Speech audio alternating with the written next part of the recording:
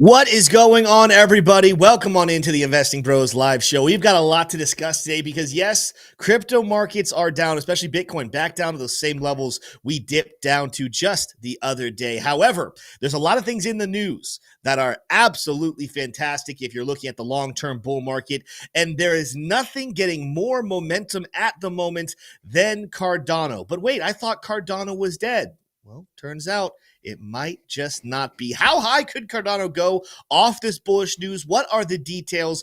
Will we see Cardano potentially lead the next altcoin rally? And as we talked about yesterday, we're not really sure when that happens, but Cardano is setting itself up in a great place to be one of the larger movers in this space. If you're excited to hear about everything we got to discuss in this show, make sure to go ahead and smash that like button, hit subscribe. But first, we got to roll an intro.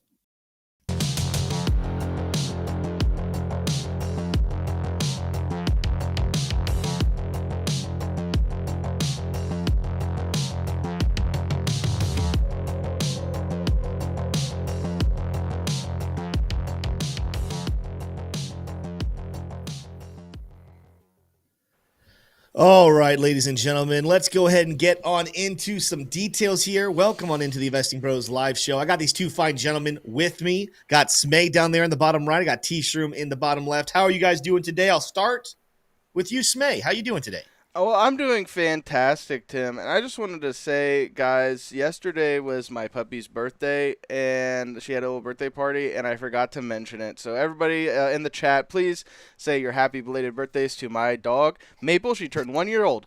And with that, Tim, I'm doing great. How are you? Doing very, very good. Happy birthday, Maple.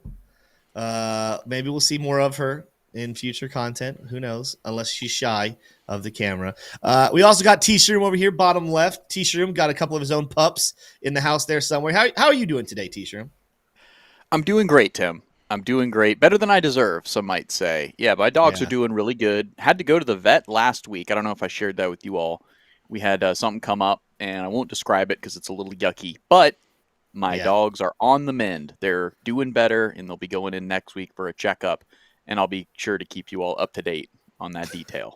That's everybody wants to know about how are the bros dogs doing. That is, well, in that light, Beamer's doing good. Beamer's still just chugging along, enjoying life. So yeah, I'm doing good. It's one of those days. We had a show yesterday. We talked about the ugly truth of crypto. We talked about just the logistics of when we could expect the next big move in the world of crypto. Nothing has changed since then. Again, we had a little rally. We pulled back down today. Nothing major really is happening that's going to change what we talked about yesterday. But there are some updates we got to discuss today, some things that will have major impact in the altcoin space when we finally do start to see some movers once again. And for more on that, let's get our 1 minute news wrap up with T-Shroom. T-Shroom, what do you got for us in the way of news today? I've got a lot. Let's jump into it. Cardano's definitely running on the headlines here. Grayscale files for a spot Cardano ETF with the New York Stock Exchange. And I asked, are you buying? Let us know in the live chat here. Are you buying? Let us know in the comments. How much Cardano do you got? And are you looking to buy any more on this news? We've got some more tidbits, some breadcrumbs leading to another potential big bullish catalyst for Cardano, ticker ADA. We'll get to those later in the show. We'll get to those in just a few minutes to strap in. Japanese mobile game studio Gummy Incorporated to invest 1 billion of their currency, but it is 6.58 million in USD. And this is going to be going towards a Bitcoin strategic reserve. Very, very bullish there. You may recognize some of these games here. If you're a big gamer, let us know in the chat. What is your favorite game to play? Fed Powell, meanwhile, playing no games, reiterates that no need to hurry to adjust rates. And even some folks detected a smile here from Jerome Powell. Could he potentially be just doing it in spite of Donald Trump wanting him to go ahead and cut rates?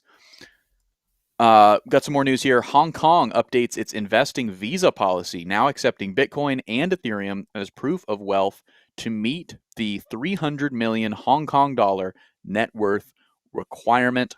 And finally, Uniswap with a big headline. Uniswap Labs officially launches Unichain on the mainnet, an L2 designed for DeFi. This is actually a pretty big headline, and we'll be getting into some of these details here. Bros, if you're listening to the news and you're like, wait, this looks like it's coming from the Investing Bros Twitter account, that's because you're right, it is. And if you want to get earlier access to all of these headlines, we keep track and we put them out. Everything that matters to your crypto portfolio can be found here at Investing Bros. Tim, are you subscribed? Do you follow the Investing Bros on Twitter? I happen to be subscribed. Yes, I do follow that account. I use it quite frequently to check on the news myself. T-Shroom and other guys do a great job of keeping it up to date. Yes, if you guys want to follow us on other platforms, make sure you're following us on X. Make sure you're following our Discord. I saw someone comment earlier, I guess they bought the Ultimate package. They weren't very clear if they bought the Ultimate Lux Algo or if they bought our membership. But make sure if you're ever looking to get a hold of us, go get a hold of us over on X or in our Discord. Make sure if you're over here on YouTube, you go subscribe and follow those other places. Let's get into some details here. Let's get into some market movers as a whole. We will get back into the news, break it down, discuss it. What does it mean for your crypto portfolio moving forward? Let's check out the bubbles, though. What are we looking like today? Overwhelmingly, it is a sea of red, but you do have some sprinkles of green mixed without. Some of the biggest ones that I'm looking at, Tau, Cardano, Caspa, all up here today. Cardano is the story of the day, up 10%. It was up a lot bigger. I mean, it's gotten a pullback as well as Bitcoin's been pulling back here. And Bitcoin temporarily pulled back down below 95,000. Cardano, I believe, had made its way back up above 80 cents temporarily, and then it's now back down, I think, in the mid-70s. But Tau's doing well. Caspa, this is another coin, had a big rally earlier today. It has pulled back. We'll take a look at its chart as well. But as a whole, after having a very positive day yesterday, it's another red day today. You want to know why that is, everybody? It's because of what we talked about yesterday, a very boring, long, drawn-out season. There's nothing right now, and I know a lot of people are going to try to say, hey, we're ready to break to the upside and go really, really high. There's gonna be people that are overly bullish and saying we're ready to go right now. There's gonna be people who are overly bearish. I've seen some people today even look at it. I think the news coming out from Jerome Powell and how he kind of talks about quantitative easing would lead some people to think that we're going to see some form of a fall to the downside. The reality is either one of those is bearable. Breaking to the upside and hitting new highs, or breaking the downside and going into lows we haven't seen in months, would at least be something to track. But what people do not want, I mean, what people are dreading, and I think is probably the most likely outcome at this point, is there's nothing that's strong enough to drive Bitcoin prices to the downside.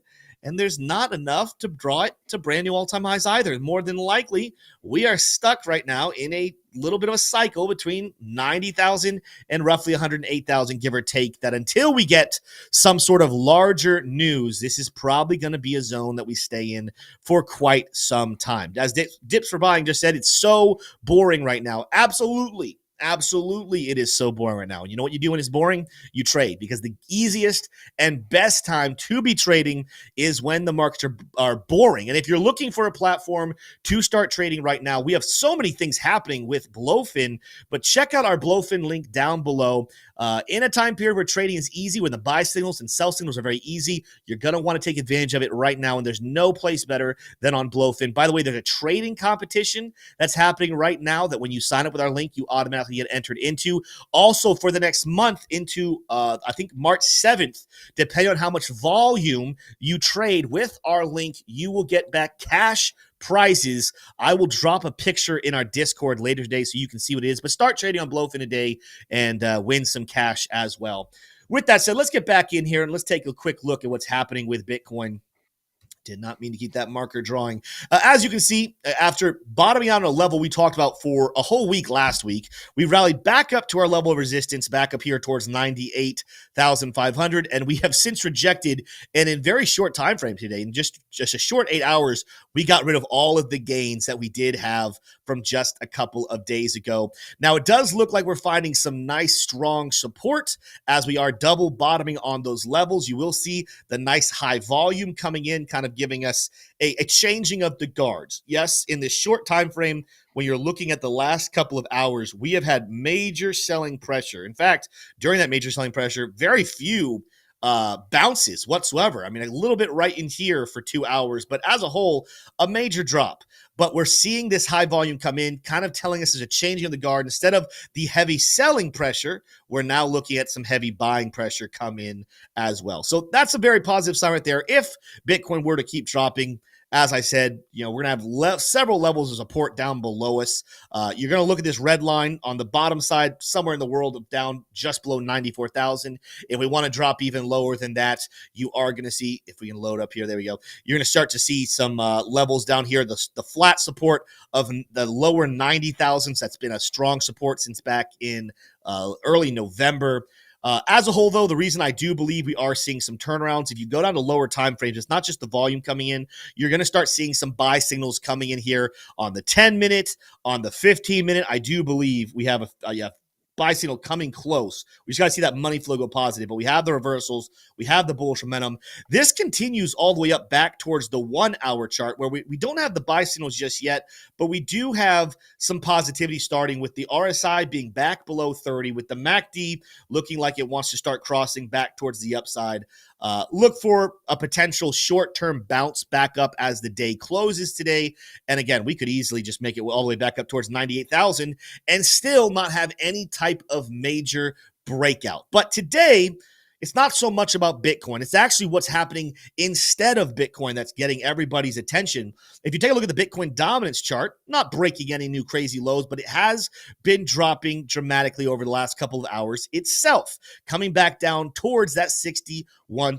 And one of the main reasons for that is a coin that is going to have some fantastic news. We're going to discuss it here in just a couple of minutes, but let's talk about the charts for Cardano. As I said, it briefly made its way back up over 80 cents earlier today on the big news about an ETF being filed from Grayscale, and there's going to be very little resistance to stop that from happening. So anyone who's out there saying that Cardano was not going to be an institutionally friendly coin, guess what? It might be one of the first altcoins out there with an ETF. That is some major, major bullishness. Also, Charles Hoskinson, the former founder of Cardano, he's also having a very important meeting with someone very high up.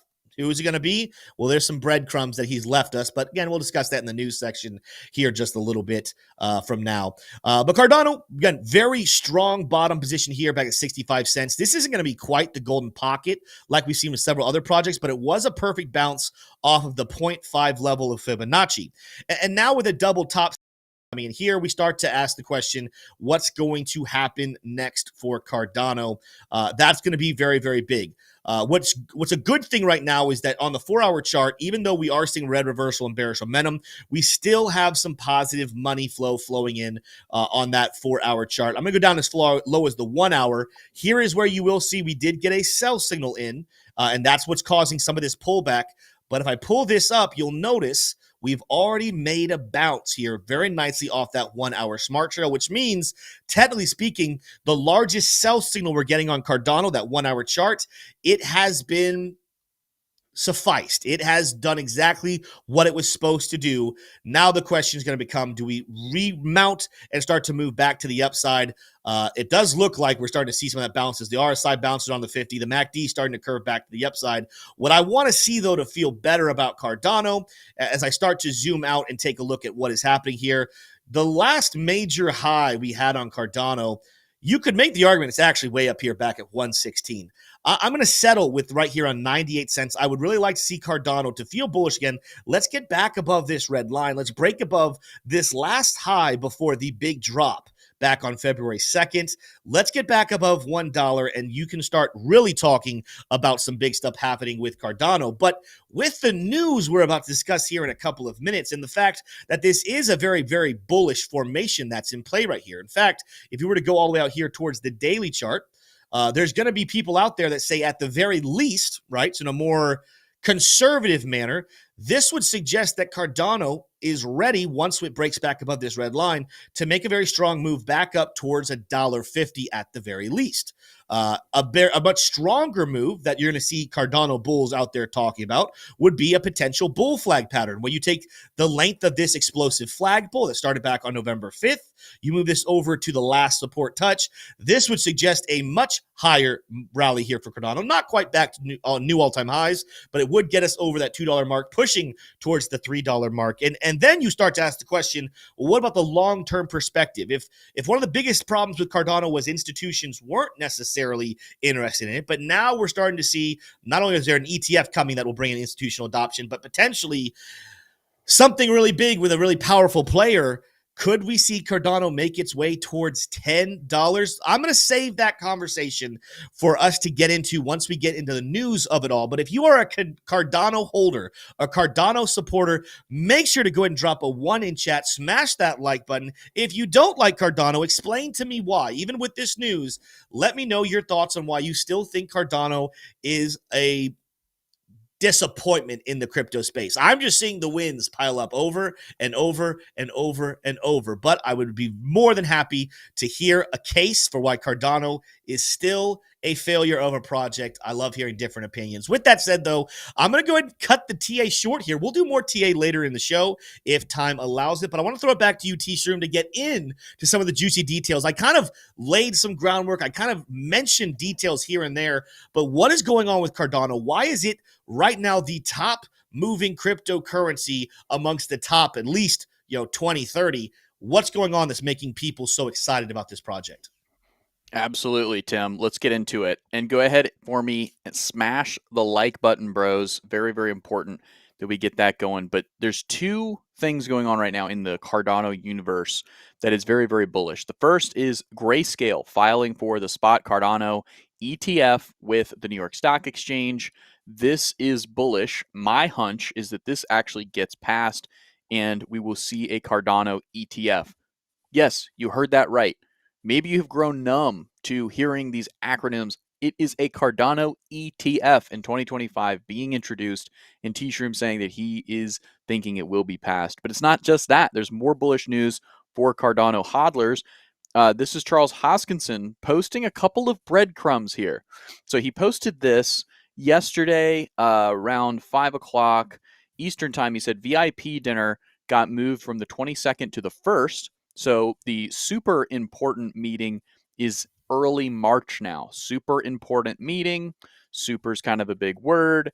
And then this account asked, is it possible the person you're meeting with worked at McDonald's last year? And then Charles Hoskinson did not put any words, but he get this gif of the Ronald McDonald character seeming to make a affirming hand signal there. Of course, Tim, do you have any guesses who Charles might be hinting at of the former employee of McDonald's?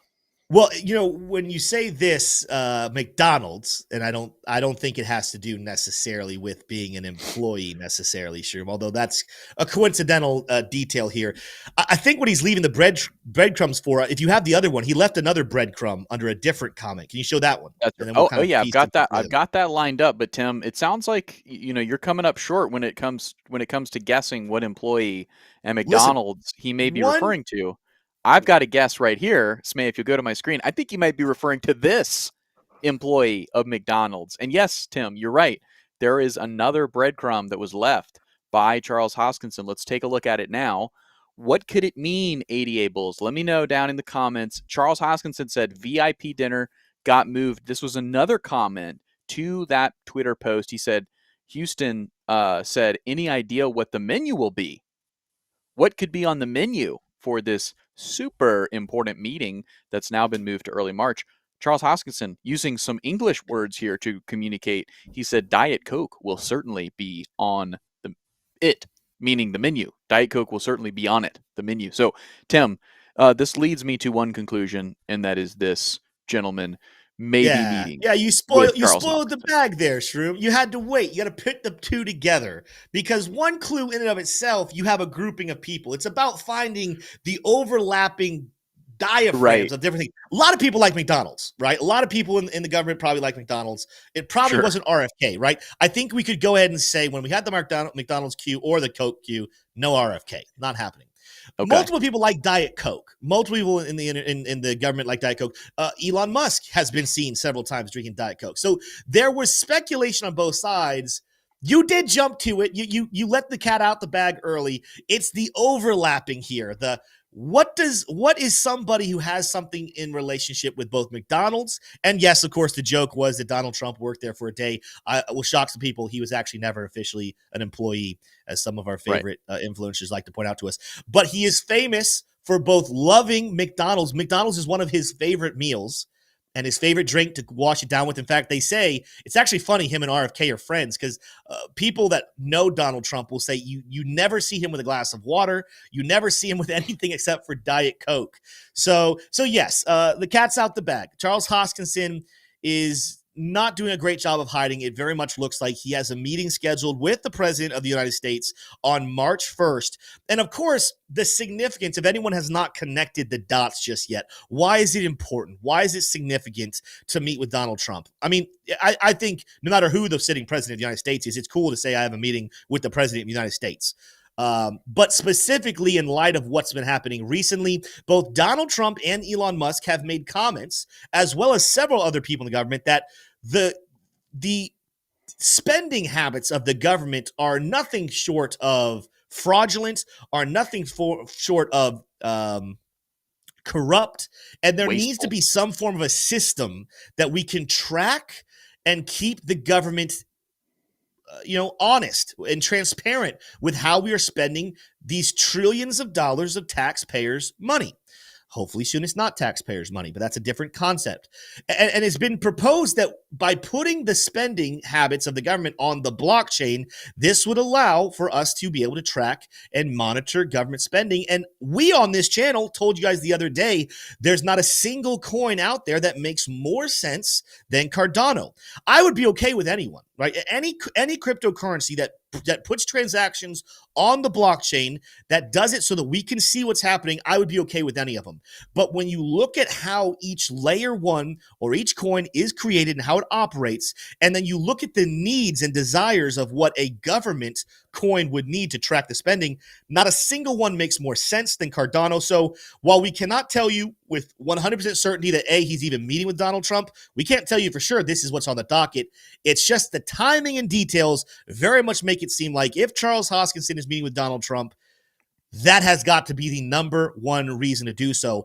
And so as we get into the details of what's real bullish about Cardano, yes, ETFs and institutional adoption, that is massive. That right there is absolutely amazing for the future price of Cardano. But even more so, could you imagine how high the price of the coin that is tracking the spending of the U.S. government, the wealthiest and highest spending government in the entire world, it's all being tracked on the blockchain of Cardano? That would be absolutely huge. And Cardano holders are licking their lips, foaming at the mouth, ready to see something like this actually happen. But I do want to talk about just how high this could get, because there's a number of people are stabbing out there, and we have made it, if you guys have paid attention to how we've talked about Cardano in the past, we're actually going to do a Cardano price prediction video probably next week. At this point, we're making sure we're lining our ducks up, putting everything out at the right time.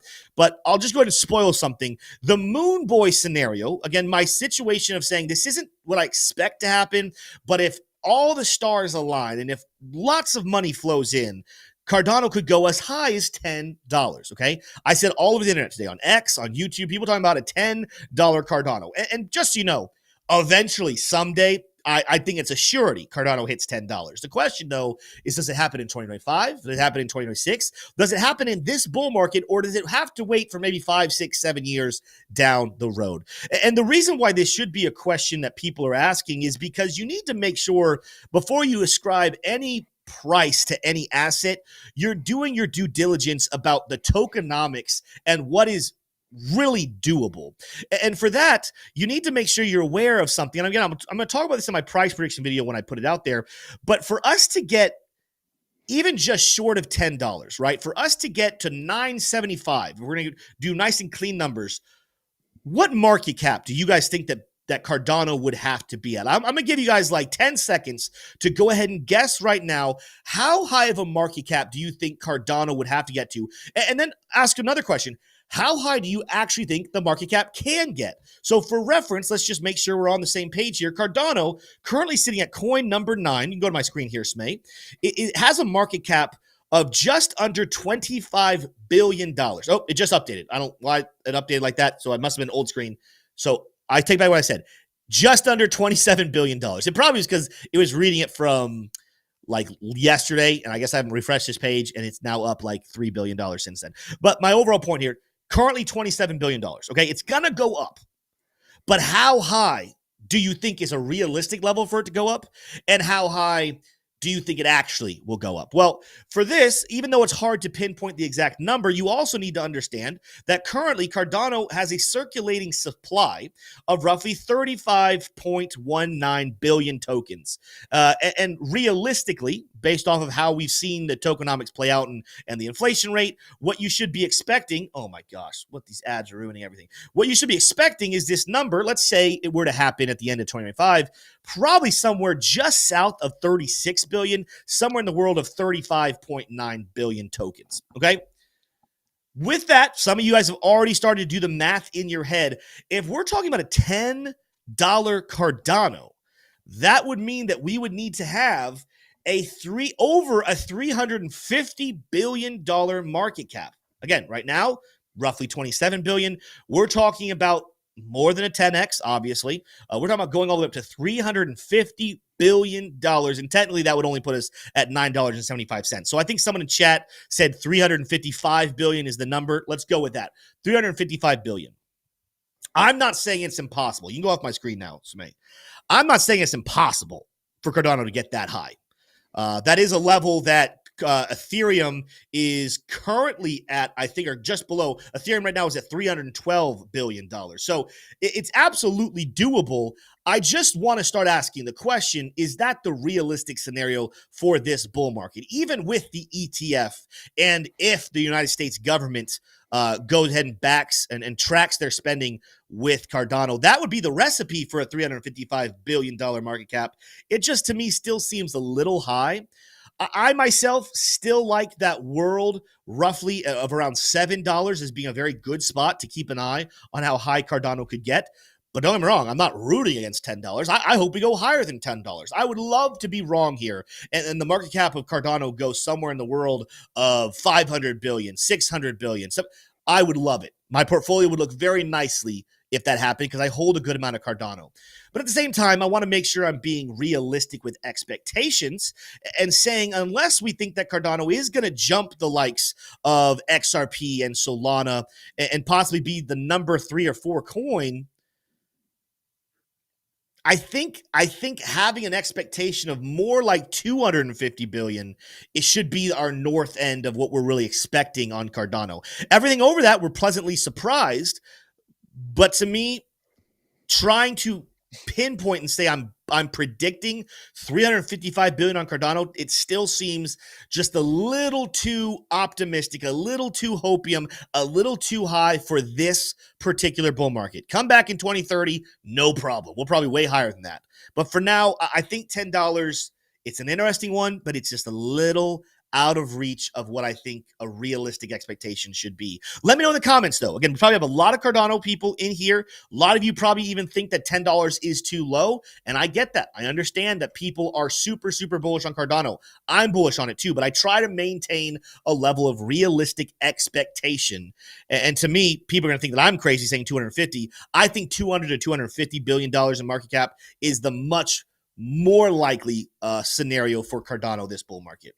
Love to be wrong, though. Let me know what you guys think. Anthony McDonald says ADA this cycle tops at $27 to $32.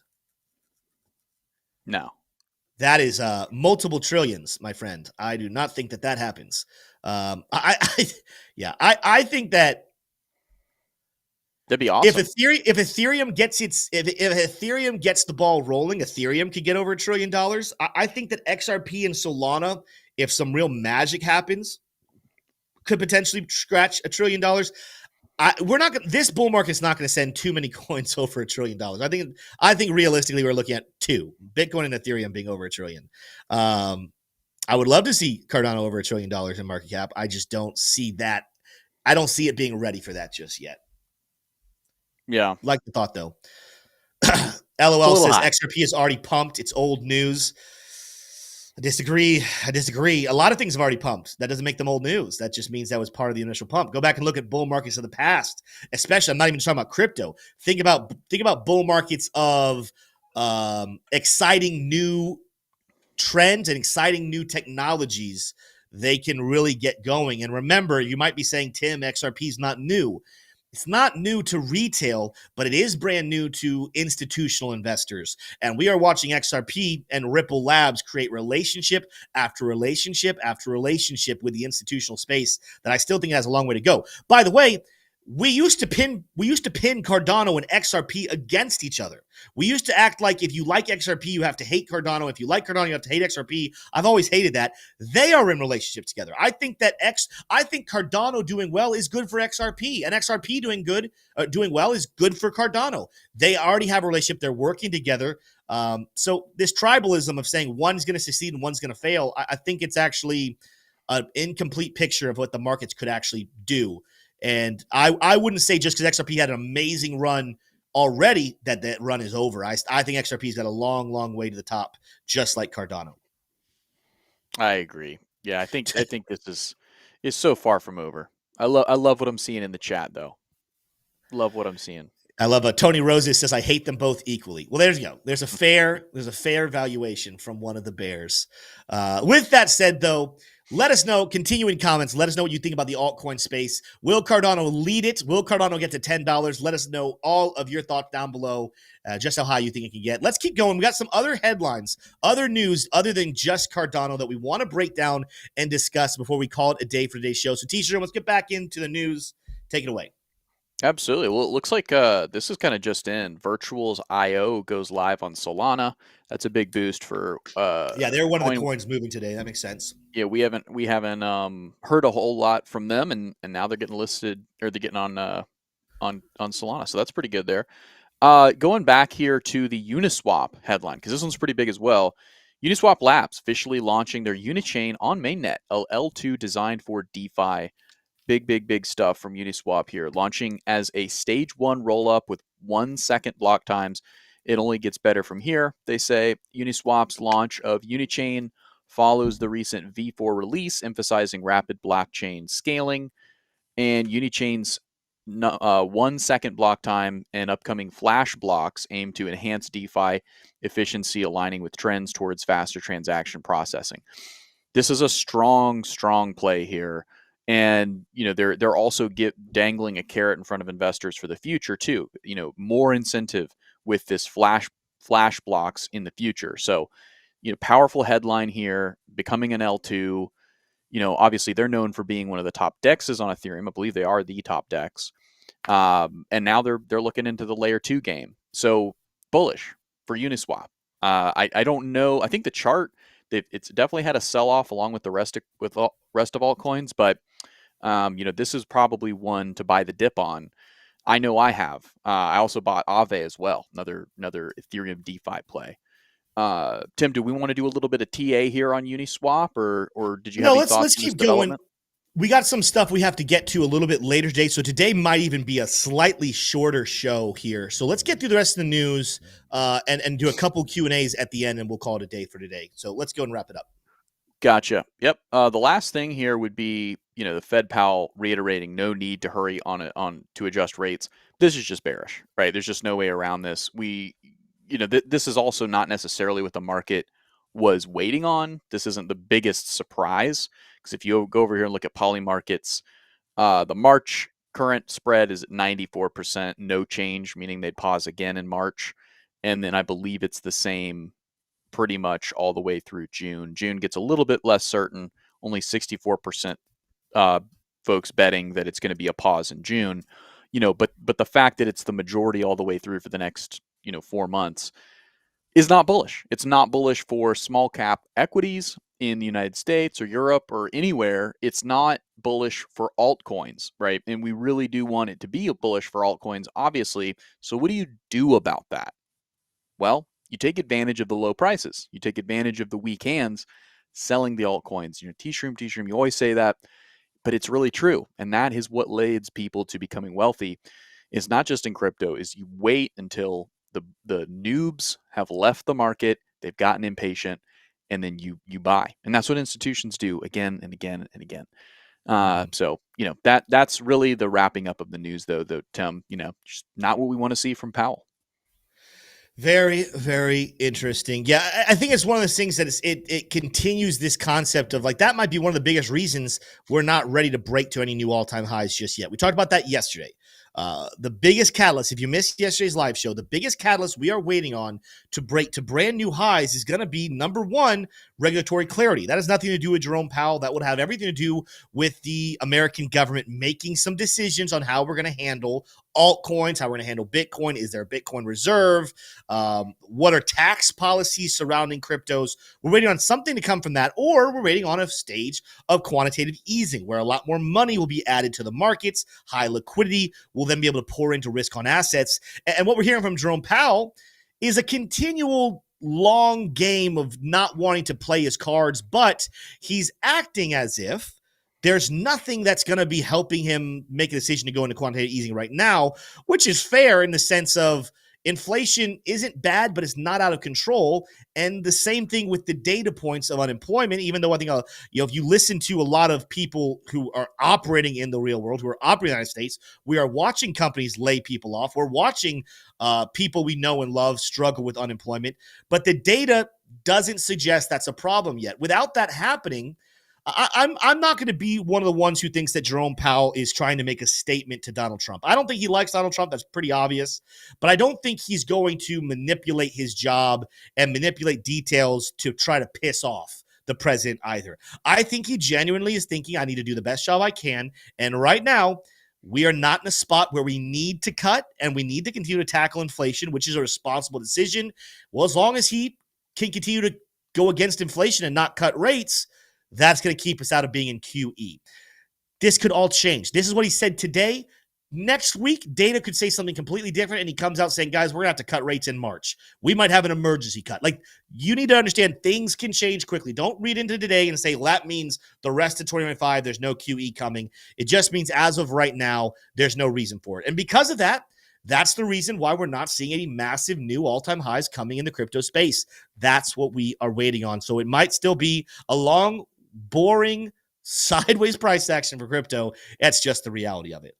There's a question asked here in chat. We're going to take a couple of questions. Like I said, we're going to end a little early today. I will be doing at 4:15 a question and answer session with our VIP trading group. So 4:15, make sure to come back if you're one of the VIP traders, so you're a part of that.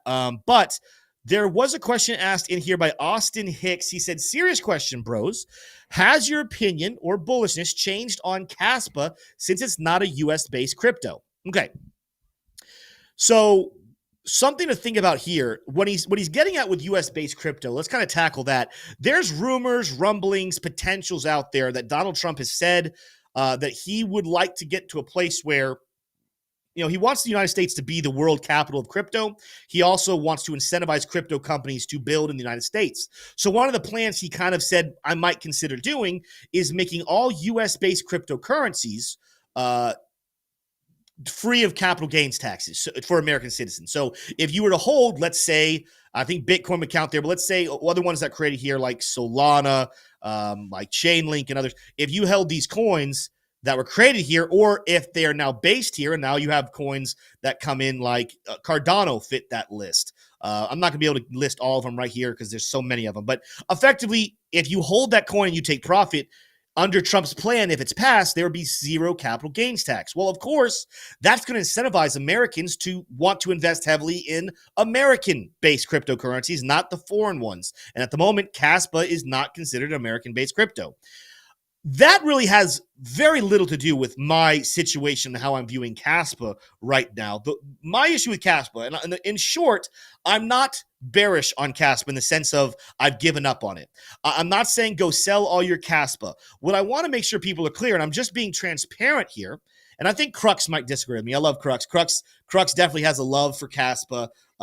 He's one of the people that got me into it as well. I still hold the bag and I'm still excited. But if you share my screen, what we've seen happen and play out since back in July of 2024 is not the most encouraging sign from a chart perspective. I still have hope for Kaspa to break to the upside, but in seeing this move, right, in seeing this downward trend where we're setting lower highs and lower lows since July, we didn't spike up higher in December than we were during the summer or March earlier this year. The excitement when Donald Trump was elected president that kind of brought institutional money flowing into crypto, it had a spark to Kaspa, but it wasn't necessarily anything special to write home about, sending us to new all-time highs. So I would be disingenuous to tell you not to worry about that type of a move. It is a move that you should be aware of.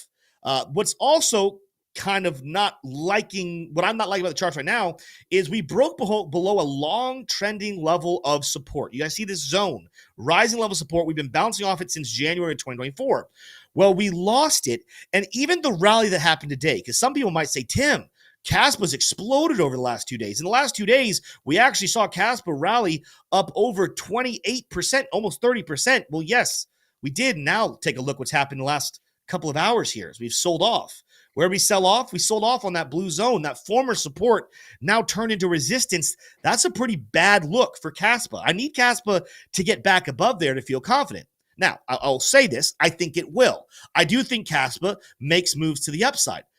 But here's my problem with it. At one point, I thought that Kaspa, and it has the technology and fundamentals to do it, but I thought Kaspa legitimately had a shot to be a top 15, possibly fight to be a top 10 coin. I thought that Kaspa, with what it does with the trilemma of crypto, which is a complicated issue, I thought it could solve for a lot of problems that Bitcoin couldn't solve for. It's still proof of work. That's going to be very bullish to some people. They're going to love it. But that move right there tells me it doesn't matter how much I like the fundamentals. It doesn't matter how much you like the fundamentals. The markets have not been very much impressed with Kaspa. Can we get a Coinbase listing and change all of this? Yeah, that'd be great. But I don't know about you. I haven't heard of Coinbase even talking about the listing of Kaspa, which makes me say I go from a perspective of saying, if we go back to crypto, if we go back to CoinMarketCap, I go from saying that I think Kaspa could potentially be a top 15 coin, get up here, have a market cap over 100 billion, to saying it right now is sitting at coin number 42. Guys, I think it'd be good for Kaspa just to get in the top 30. I think if it got into the, anywhere close to number 20, that'd be amazing at this point. But that's going to mean its price prediction of how high it could get that I've talked about in the past. It's nowhere close to what a top 15 coin is. I think Kaspa, current market cap sitting in the world of $2.4 billion. Could we get to 50 billion? Hey, good. That'd be awesome. Guess what? That's still a good return on your money. If we got to $50 billion in market cap, that would be great. The problem is, that's the realistic target that I think in a good bullish scenario for Kaspa, that's how high I think it's getting at this point. I don't think this is the bull market where we're going to see it get into the 100 billion, multiple $100 billion market cap space. I would love to be wrong there again. I would. But when I look at this chart and I look at the fact that we're seeing no development with Coinbase even flirting with listing it, it's just not going to get the institutional adoption that other coins are going to get. It's not going to get the massive retail adoption because Coinbase is arguably the number one exchange in the world to buy these dips. That's a problem for Kaspa. That again, I'm not saying sell it. I'm not saying it's going to zero. I'm saying Kaspa does not have the same bullish potential anymore that we once believed it had a couple months ago. One thing to keep in mind with Kaspa is that there's a bit of a different dynamic, right? Because almost all of the coins that we talk about are all proof of stake, right? Or proof of history. But there's something to remember here with Kaspa. It's the only other significant proof of work that's out there, right? Other than Bitcoin, obviously. So, there's different buyer and seller dynamics that are going on. Yeah, of course. There's a couple more, but there's a couple. Functionally, if you're mining Kaspa, right? Or Kaspa just has different buyer dynamics. That's what I'll say. And so the price chart looks different. The structure looks different. We had I know we're trying to close, but there was a good question here, and I think that probably other people have the same concern. If you go to my screen really quick, Justin Hutton said, any possibility of Trump trying to raise inflation to force QE? So no, it's the opposite. If they Yeah. raised inflation, right? So this is inflation. If this went higher, that would be a continued disincentive for Jerome Powell to cut rates. He would, in fact, may even be forced to hike rates from where they are now if inflation started to really pick up and look something like this. So that would be If a he was hike gonna, rate scenario. if he was gonna manipulate a data point, or even manipulate the situations where the data point did Jobs. something, it would be he'd want to create unemployment. He'd want to cost people jobs, which you could make the argument, by the way, with everything that Doge is doing, laying off government jobs. I mean, government jobs, that's a large portion of the job market. If they start eliminating some very frou-frou, stupid government positions, you very well might see the unemployment numbers start to go to the upside, which would tell Jerome Powell, I have this dual mandate. I can't let unemployment get too high. Inflation is still under control, hovering around 4%. Or less than 4%. Let's go ahead and cut rates. Let's go ahead and get American people back to working. So yeah, good question and idea of like, could you see Donald Trump start to force his hand, Jerome Powell's hand? I don't think that that's outside of the possibility, which I want to be very fair.